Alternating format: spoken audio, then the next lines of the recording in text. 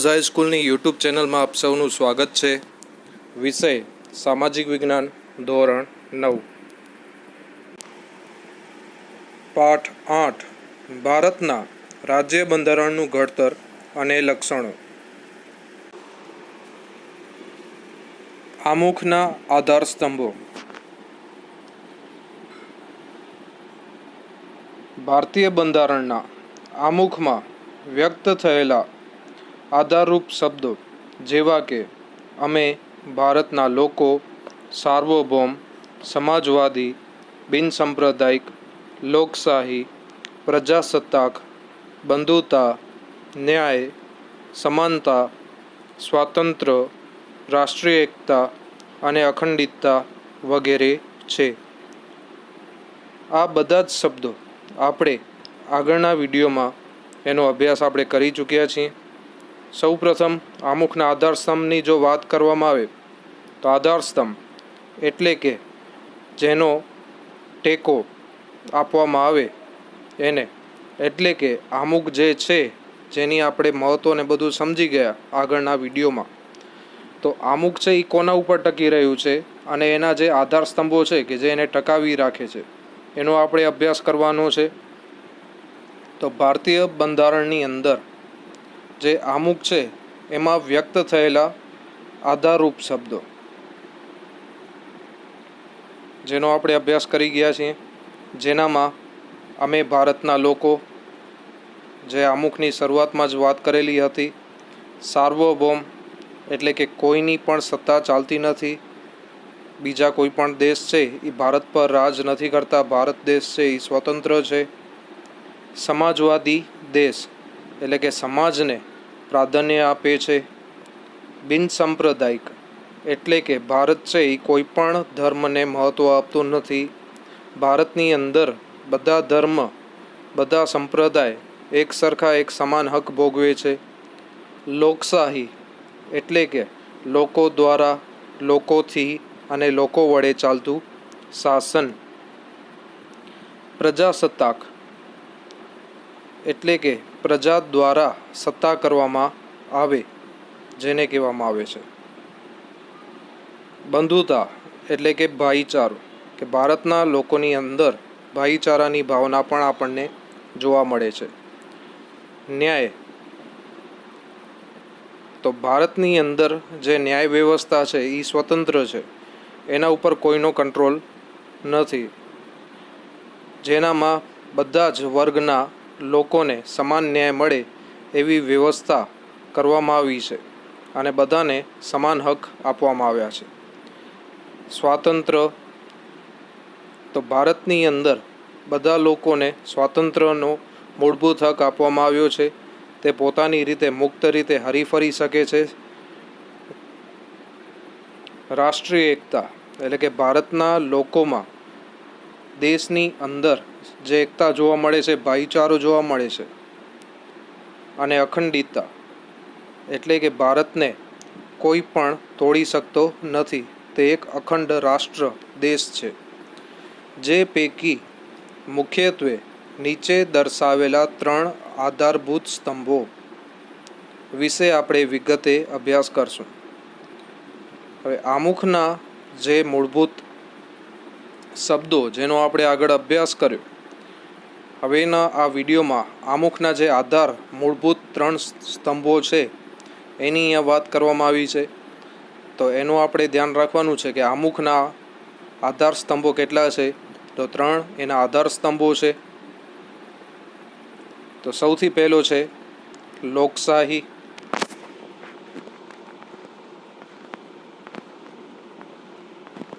બીજો છે સમાજવાદી, ત્રીજો બિનસાંપ્રદાયિકતા।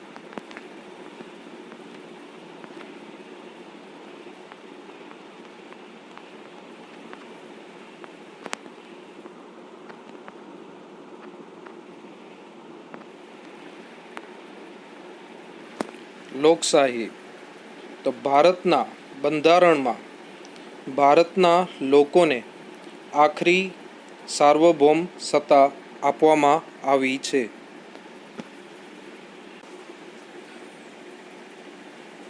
ભારતનો જે બંધારણ છે કોન્સ્ટિટ્યુશન, જેની અંદર ભારતના જે લોકો છે, ભારતના જે નાગરિકો છે, એમને જ આખરી એટલે કે છેલ્લી સત્તા આપવામાં આવેલી છે. એટલે કે બધી જ સત્તા છે એ ભારતના લોકોના એટલે કે ભારતના નાગરિકોના હાથમાં છે. કોઈ એક વ્યક્તિ કે વર્ગનું શાસન અહીં નથી. ભારતની અંદર કોઈ એક વ્યક્તિ કે એક વર્ગનું એટલે કે ભારતની અંદર લોકશાહી શાસન વ્યવસ્થા આપણને જોવા મળે છે. અન્ય દેશોમાં જે સરમુખત્યારશાહી હોય છે એટલે કે કોઈ એક વ્યક્તિ હોય છે કે કોઈ એક વર્ગ હોય છે કે જેના દ્વારા જ આખા દેશનું સંચાલન કે શાસન કરવામાં આવતું હોય છે, પરંતુ ભારતમાં એવી પરિસ્થિતિ જોવા મળતી નથી. ભારતની અંદર બધા જ લોકો લોકશાહીથી જીવન જીવે છે કે જેના દ્વારા જ બધું સંચાલન કરવામાં આવે છે. પરંતુ સત્તાની અંતિમ બાગડોળ લોકો હસ્તક છે. જે આપણે હમણાં જ વાત કરી કે બધી જ જે સત્તા છે ભારત દેશની અંદર એટલે કે રાજકારણી સત્તા, તો એ બધી સત્તાઓ છે એની અંતિમ બાગડોર એટલે કે જે પકડ છે એ લોકોના હાથમાં છે. એટલે કે લોકો છે એ મત આપી અને પોતાના પ્રતિનિધિઓને ચૂંટે છે. લોકશાહી એટલે કે ડેમોક્રેસી જે શબ્દ છે તે આવ્યો ક્યાંથી છે? તો લોકશાહી એટલે કે ડેમોક્રેસી શબ્દ મૂળ ગ્રીક શબ્દ ડેમોસ એટલે કે જેનો અર્થ થાય છે લોકો, જે ગ્રીક ભાષાનો શબ્દ છે, અને ક્રેટોસ એટલે કે સત્તા. તો આ બે ગ્રીક શબ્દોમાંથી લોકશાહી શબ્દ ઉતરી આવ્યો છે એટલે કે લેવામાં આવેલ છે. એક છે ડેમોસ અને બીજો છે ક્રેટોસ એટલે કે લોકો સત્તા એટલે કે લોકોની સત્તા, લોકો દ્વારા ચાલતી સત્તા, જેને આપણે લોકશાહી કહીએ છીએ. રાજ્ય સત્તા અમુક વ્યક્તિઓના હાથમાં નિરંકુશ રીતે સ્થાપિત થયેલી નથી. જે રાજ્યની સત્તા છે એટલે કે દેશ ચલાવવા માટેની સત્તા એ અમુક જ વ્યક્તિઓને આપી દેવામાં આવેલી નથી, પરંતુ લોકોના હાથમાં છે. પણ આ બધી જ સત્તા છે એ ભારત દેશના જે નાગરિકો છે એમના હાથમાં એ સત્તા રહેલી છે. લોકશાહી એવી રાજ્ય વ્યવસ્થા છે કે જેમાં દેશમાં લોકો સામાજિક, આર્થિક અને રાજકીય ન્યાય મેળવી શકતા હોય અને રાજ્ય વ્યવસ્થામાં ભાગ લેવાનો અધિકાર ધરાવતા હોય. હવે લોકશાહી છે એ એવી રાજ્યની વ્યવસ્થા છે એટલે કે દેશની એવી એક વ્યવસ્થા છે કે જેની અંદર દેશમાં લોકો સામાજિક, આર્થિક અને રાજકીય ન્યાય મેળવી શકે છે. અને રાજ્ય વ્યવસ્થા છે તો એની અંદર પણ એ ભાગ લેવાનો એમને અધિકાર હોય છે. હવે સામાજિક, આર્થિક અને રાજકીય ન્યાય મેળવી શકે છે અને રાજ્ય વ્યવસ્થા એટલે કે રાજ્યની જે પસંદગી હોય છે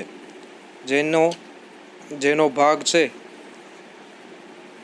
તો એમને લેવાનો અધિકાર છે.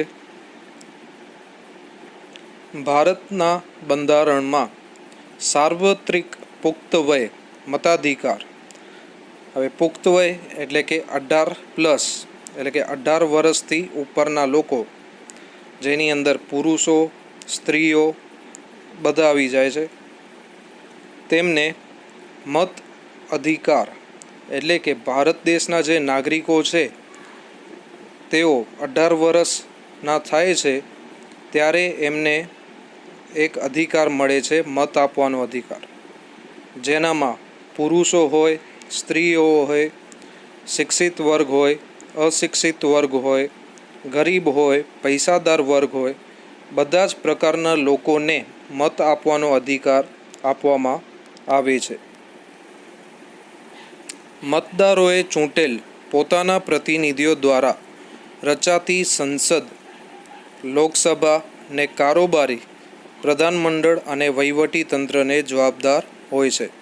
હવે લોકો છે એ પોતાના નેતાઓની પસંદગી કરે છે.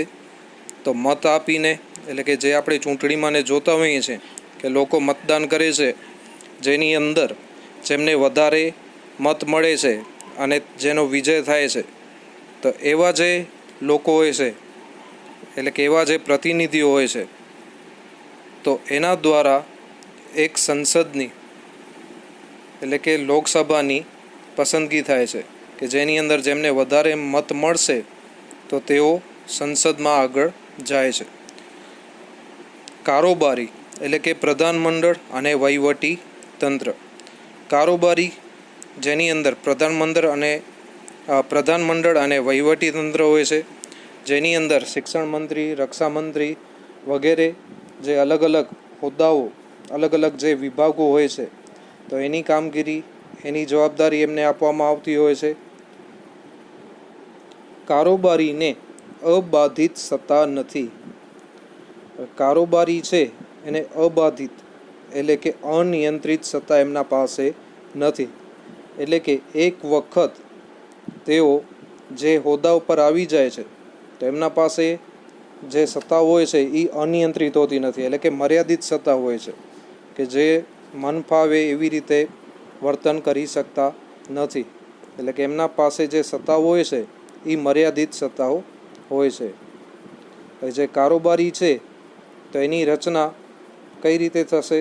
તો જે આપણે ચૂંટેલા પ્રતિનિધિઓ છે, તો જેની અંદર જે બધા લોકો ભેગા થશે અને આખું જે મંડળ બનાવશે, અને એ મંડળ દ્વારા એ લોકો પોતાની રીતે અલગ અલગ જે હોદ્દાઓ છે, એટલે કે અલગ અલગ જે વિભાગો છે, એમની એ લોકો વહેંચણી કરતા હોય છે. તેને નિયત સમય મર્યાદા સુધી જ સત્તાનું સુકાન સોંપાય છે. નિયત સમય મર્યાદા, એટલે કે જેને આપણે મત આપીને ચૂંટીએ છીએ તો તેઓ 5 વર્ષ સુધીના સમયગાળા દરમિયાન, એટલે કે 5 વર્ષ સુધી તેઓ સત્તા પર રહી શકે છે. સત્તાનું સુકાન, એટલે કે કેપ્ટનશીપ જે આપણે કહીએ છીએ કે સત્તા છે એ સંભાળી શકે છે. અને ફરીથી જ્યારે ચૂંટણી થાય છે અને ફરીથી પાછા તેઓ ચૂંટાશે તો ફરી એમને 5 વર્ષ સુધી તેમને સત્તાનો સુકાન સોંપવામાં આવશે. તે જ પ્રમાણે રાજ્ય અને સ્થાનિક કક્ષાએ મતદારો સરકારને ચૂંટી કાઢે છે. એવી જ રીતે જે આપણે વાત કરી કે લોકસભા છે, તો તેના પૂરતો જ ખાલી મત આપવાનો અધિકાર નથી, પણ જે રાજ્યની અંદર મુખ્યમંત્રીને જે હોય છે અને સ્થાનિક કક્ષાએ જે સરપંચની ને એની પણ ચૂંટણીઓ થતી હોય છે ગામડાની અંદર, તો ત્યાં કને પણ મત આપવાનો અધિકાર એમને આપવામાં આવ્યો છે અને તેના દ્વારા એ લોકો સરકારને ચૂંટી કાઢે છે. આમ લોકશાહી રાજ્ય એટલે કે લોકોનું, લોકો વડે અને લોકો માટે ચાલતું રાજ્ય, જેને આપણે કહેશું લોકશાહી. સાચી સત્તા લોકોના પ્રતિનિધિ માંથી બનેલા પ્રધાનમંડળ જ સ્થાપિત થયેલી હોય છે. જે આખરી સત્તા હોય છે, એટલે કે સાચી સત્તા છે, એ કોના પાસે હોય છે? તો લોકોના પ્રતિનિધિમાંથી બનેલા પ્રધાનમંડળ, એટલે કે જેમને લોકો મત આપ્યું છે અને જેમને વિજય બનાવ્યું છે, તો એવા જે લોકો છે એનામાંથી જ પ્રધાનમંડળની રચના થતી હોય છે. પ્રધાનમંડળની રચના સંસદમાંથી જ કરવામાં આવે છે. પ્રધાનમંડળ છે તો એની રચના છે એ શેનામાંથી થશે? તો સંસદમાંથી કરવામાં આવશે. પ્રધાનમંડળ સંસદને જવાબદાર હોય છે. હવે જે પ્રધાનમંડળ હોય છે તો તેઓ પણ સંસદને જવાબદાર હોય છે. એટલે કે એમને જે અલગ અલગ જે મુખ્ય વ્યક્તિઓ હોય છે પ્રધાનમંડળની અંદર, કે જેમના પાસે એમને બધું રિપોર્ટને આપવાનું હોય છે, કે મુખ્ય જે વ્યક્તિ હોય છે એ શું કરશે? તો અલગ અલગ જે વિભાગો છે, રેલવે ખાતું, શિક્ષણ ખાતું ને એવી રીતે, તો એ બધા જે વિભાગોની સોંપણી કરતો હોય છે, જવાબદારી એના હસ્તકે હોય છે. ભારત પ્રજાસત્તાક રાજ્ય એટલા માટે છે કે ભારતનો કોઈ પણ નાગરિક બંધારણમાં નિર્ધારિત કરેલી લાયકાતો ધરાવતો હોય. ભારત એ પ્રજાસત્તાક રાજ્ય એટલે કે પ્રજાની સત્તા વડે ચાલતું દેશ એટલા માટે છે કે ભારતના જે નાગરિકો છે એટલે કે કોઈ પણ નાગરિકો એમને બંધારણની અંદર જે નિર્ધારિત એટલે કે નક્કી કરેલી લાયકાતો જે નક્કી કરવામાં આવેલી લાયકાતો હોય છે તેઓ વ્યક્તિઓ જ સાર્વત્રિક પુખ્ત વય મતાધિકારથી ચૂંટાઈ આવે છે. એટલે કે જે આપણે વાત કરી કે કેવી રીતે આખી ચૂંટણીનું ને એનું આયોજન થતું હોય છે કે એની અંદર કોણ ભાગ લઈ શકશે, તો જે બંધારણમાં નક્કી કરેલી લાયકાત ધરાવતો હોય છે તે એના પાસે હોવું જોઈએ અને સાથે સાથે તે વ્યક્તિ છે એ પુખ્ત વય એટલે કે 18 વર્ષનો હોવો જોઈએ. તો એવા વ્યક્તિઓને એ લોકો ચૂંટી કાઢે છે. તે કોઈ પણ વંશ પરંપરાગત વારસાને આધીન આ પદ પ્રાપ્ત કરી શકતો નથી. હવે આ જે પદ છે એ પદમાં કોઈ પણ વ્યક્તિ એમને આવી શકતો નથી, એટલે કે વંશ પરંપરાગત નથી. એટલે કે જેવી રીતે રાજાનો દીકરો હોય છે તો તે જ રાજાના અવસાન પછી તે ગાદી પર આવતો હોય છે, એટલે કે જે વંશ પરંપરાગત જેને આપણે કહેતા હોઈએ છીએ વારસો, તો આ જે આખું છે તો એ વારસાગત નથી. 5 વર્ષ સુધી તે સામાન્ય સત્તા ઉપર રહી શકે છે. જે સત્તા એમને આપવામાં આવે છે એ માત્ર 5 વર્ષ સુધીની જ હોય છે. સંસદીય સરકાર સંયુક્ત જવાબદારીના સિદ્ધાંત પર કામ કરે છે. એટલે કે સંસદથી બનેલી અને બધાની જે જવાબદારી છે તો એના સિદ્ધાંત ઉપર એમને સંયુક્ત સિદ્ધાંત ઉપર એટલે કે બધાની જવાબદારી તો એના સિદ્ધાંત ઉપર એમને કામ કરવાનું હોય છે. તેથી જ તેને જવાબદાર સરકાર પણ કહેવામાં આવે છે. એટલે જ એને જવાબદાર સરકાર તરીકે પણ ઓળખવામાં આવે છે, કારણ કે સંયુક્ત જવાબદારી એટલે કે બધાની જવાબદારી હોય છે સંસદીય સરકારની અંદર, એટલે એને જવાબદાર સરકાર તરીકે પણ ઓળખવામાં આવે છે. ભારતની લોકશાહી સરકાર સ્વતંત્રતા, સમાનતા અને બંધુતાની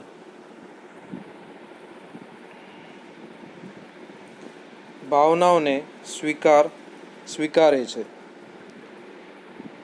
ભારતની જે લોકશાહી સરકાર છે જેની અંદર સ્વતંત્રતા, સમાનતા અને બંધુતા એ બધી જ ભાવનાનો તેની અંદર સ્વીકાર થાય છે અને તે હેતુ પૂર્ણ કરવા માટે પ્રયત્નશીલ રહેશે એવી સ્પષ્ટતા આમુખમાં કરવામાં આવી છે. હવે જે સત્તા પર આવે છે તો તેને ભારતના લોકોને એટલે કે જે સરકાર છે એ સ્વતંત્રતા, સમાનતા અને બંધુતાની ભાવનાને એમને સ્વીકારવાની હોય છે અને એવા જ હેતુ પૂર્ણ કરવા માટે એમને પ્રયત્નશીલ રહેવું પડે છે. એટલે કે એવા જ કામ એમને કરવા પડશે એવી સ્પષ્ટતા આમુખમાં કરવામાં આવી છે. આ બધી જે સ્પષ્ટતા છે એ આમુખની અંદર એટલે કે ભારતનો જે બંધારણ છે એની અંદર આમુખમાં આ બધી વસ્તુ લખવામાં આવેલી છે. બંધારણના ઘડવૈયાઓ ભારતના લોકોને સાર્વત્રિક પુખ્ત વય મતાધિકારનો હક આપીને હિંમતપૂર્વક શ્રદ્ધા મૂકી છે. હવે જે ભારતના બંધારણના જે ઘડવૈયા એટલે કે બંધારણ બનાવનાર જે લોકો છે એમણે બંધારણની અંદર સાર્વત્રિક પુખ્ત વય મતાધિકાર એટલે કે 18 વર્ષના થાય તો એમને આ અધિકાર મળી જતો હોય છે. તો આ ભાવનાનો પણ એમણે બંધારણમાં જે ઉલ્લેખ કર્યો છે બંધારણના ઘડવૈયાઓ, તો તેઓની હિંમત છે એટલે કે હિંમતપૂર્વક જે એમની શ્રદ્ધા છે તો એ એમણે બંધારણની અંદર મૂકેલી છે તે જોવા મળે છે. લોકશાહીમાં ભારતીય બંધારણમાં મૂળભૂત હકો, રાજનીતિના માર્ગદર્શક સિદ્ધાંત, સાંસદ, ધારાસભા, સ્વતંત્ર અને નિષ્પક્ષ ન્યાયતંત્ર અને ચૂંટણી પંચની રચના અને કાર્યો વગેરે જોગવાઈઓ ભારતને લોકશાહી રાજ્ય તરીકે ઘોષિત કરે છે. લોકશાહીની અંદર ભારતીય બંધારણ એટલે કે ભારતનું જે બંધારણ છે, જેનામાં મૂળભૂત હકો એટલે કે આપણે આપણી રીતે જે ખાવું પીવું હોય છે તો એ આપણે ખાઈ શકીએ છીએ, જેવી રીતે રહેવું છે, હરવું ફરવું છે, કોઈ જાહેર જગ્યાએ જવું છે, તો એ બધા જ જે મૂળભૂત હકો છે એ આપણને મળેલા છે. રાજનીતિના માર્ગદર્શક સિદ્ધાંત એટલે કે જે સીએમ હોય છે, પીએમ હોય છે, તો તેઓ કેવી રીતે દેશને આગળ લઈ જઈ શકે અને કેવા પ્રકારના એમને પગલાં ભરવાના છે, કેવા પ્રકારનું એમને આયોજન કરવાનું છે, એ બધાનો ઉલ્લેખ બંધારણની અંદર એટલે કે આમુખમાં એનું ઉલ્લેખ કરવામાં આવેલું છે.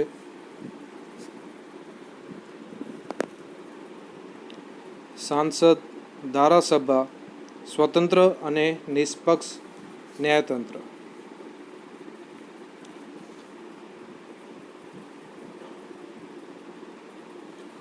તો ભારતનો જે કાયદા વ્યવસ્થા છે, જેની અંદર નિષ્પક્ષ ન્યાયતંત્ર એટલે કે જે સરકાર અદાલતો જે આપણે કહેતા હોઈએ છીએ કે જ્યાં કને ન્યાય પ્રાપ્ત થતો હોય છે, તો એ નિષ્પક્ષ ન્યાયતંત્ર હોય છે. એટલે કે અદાલતોમાં કોઈ પણ પ્રકારનો પક્ષપાત જોવા મળતો નથી. સરકાર ગમે તેની હોય પણ ન્યાય છે એ નિષ્પક્ષ એ લોકો આપતા હોય છે. જેની અંદર ગરીબ છે, પૈસાદાર વર્ગ છે, તો એના માટે અલગ અલગ નિયમો નથી, બધા માટે એક સમાન એક સરખા નિયમો તેની અંદર આપેલા છે. ચૂંટણી પંચની રચના અને કાર્યો વગેરેની જોગવાઈ. હવે ચૂંટણી પંચ કે જે બધી ચૂંટણીઓનું આયોજન કરતા હોય છે, તો એની રચના અને એના જે કાર્યો હોય છે એટલે કે ચૂંટણી પંચ છે તો એ બધી જે ઇલેક્શન હોય છે, ચૂંટણીઓ હોય છે, તો એનું આયોજન કેવી રીતે કરવાનું છે, ક્યારે કરવાનું છે, તો એ બધી જ કામગીરી એમના ઉપર આપેલી હોય છે. તો એ પણ કોઈ પક્ષ સાથે સંકળાયેલા હોતા નથી. તો એ બધેની જોગવાઈ એટલે કે બધેના જે કાર્યો છે ભારતને લોકશાહી રાજ્ય તરીકે ઘોષિત કરે છે. એટલે કે આ જે બધા સ્વતંત્ર રીતે કામગીરી થાય છે, જેના લીધે ભારતની અંદર લોકશાહી રાજ્ય વ્યવસ્થા છે એમ આપણે કહી શકીએ. સાર્વત્રિક પુખ્ત વય મતાધિકાર એટલે કે બધી જ જગ્યાએ જે અધિકાર આપવામાં આવ્યો છે 18 વર્ષથી ઉપરના વ્યક્તિઓને, તો કોઈ પણ જાતિ, જ્ઞાતિ, ધર્મ, ભાષા, લિંગ, શિક્ષણ, આવક કે જન્મસ્થાનના ભેદભાવ કર્યા વિના એટલે કે ભારતના જે 18 વર્ષથી ઉપરના લોકો છે કે જેમને આ મૂળભૂત હક પ્રાપ્ત થાય છે મત આપવાના અધિકારનો, તો જેની અંદર કોઈ પણ જાતિના તેઓ હોય અથવા તો કોઈ પણ જ્ઞાતિના હોય, કોઈ પણ ધર્મના હોય, કોઈ પણ ભાષાના હોય, લિંગ એટલે કે સ્ત્રી હોય, પુરુષ હોય, શિક્ષણ એટલે કે તેઓ અભ્યાસ કરે, તે શિક્ષિત હોય, અશિક્ષિત હોય, આવક કે જેમના પાસે જે આવક હોય છે એટલે કે પૈસા હોય છે, તો જેમના પાસે વધારે હોય કે ઓછા હોય, કે જન્મસ્થાન કે એમનો જન્મ કઈ જગ્યાએ થયો છે, તો એ બધા જ પ્રકારના ભેદભાવ કર્યા વગર 18 વર્ષના કે તેથી વધારે ઉંમરના ભારતના કોઈપણ નાગરિકને મત આપવાનો અધિકાર છે. તો ઉપર જે આપણે વાત કરી કે કોઈ પણ જાતિ, જ્ઞાતિ, ધર્મ, ભાષા, લિંગ, શિક્ષણ, આવક કે જન્મસ્થાન, તો આવા કોઈ પણ પ્રકારના ભેદભાવ કર્યા વગર 18 વર્ષ કે તેથી વધારે ઉંમરના થાય તો એમને જે અધિકાર મળે છે તો એ મત આપવાનો અધિકાર જેને આપણે કહીએ છીએ,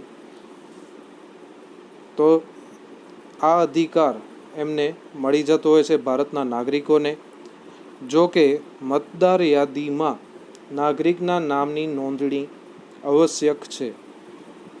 મત આપવાનો અધિકાર આપણને 18 વર્ષની ઉંમરે મળી જતો હોય છે, પણ મતદાર યાદીમાં જ્યાં સુધી નાગરિકનું નામ તેમાં નોંધાતો નથી ત્યાં સુધી તે વ્યક્તિ મત આપવા માટે જઈ શકતો નથી. એટલે કે 18 વર્ષની કે તેથી વધારે ઉંમરના થઈ જતા હોય છે વ્યક્તિઓ, તો એમને મતદાર યાદીની અંદર પણ એમનું નામ સામેલ હોવું જરૂરી છે. જો એનામાં સામેલ નહીં હોય તો ત્યાં સુધી તેઓ મત આપી શકતા નથી.